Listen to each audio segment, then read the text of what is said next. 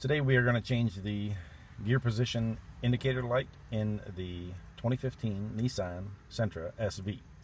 You start by pulling these trim pieces off of the dash there, and then the silver piece underneath my brother's arm.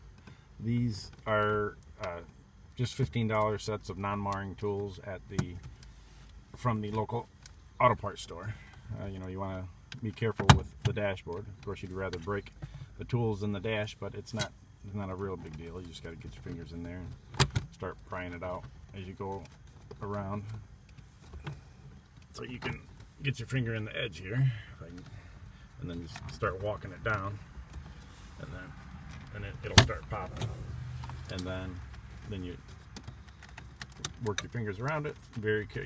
Apply pressure evenly around the whole thing, to where you're putting too much pressure on one clip as compared to the other. And that comes out just slightly, and then there's a bit of a hook in the back of it there, you see it, and that just disconnects from these holes here and pops out. So then we're on to the next piece, which is the silver trim piece, which houses the ashtray and surrounds the gear shift lever. There's two screws here, one here, and then one on the other side as well.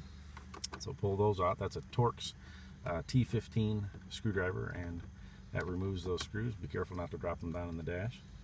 And wait till he gets those out.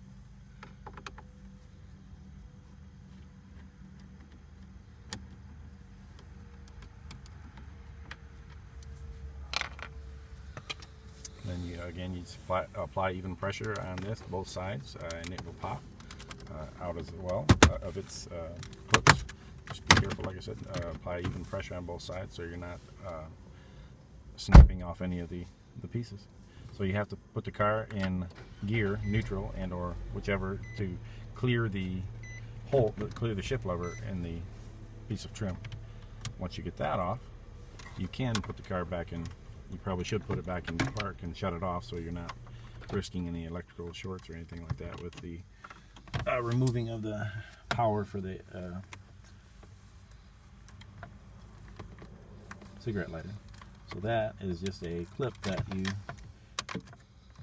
it's kind of awkward since he's working at such an odd position, but those come off relatively easy.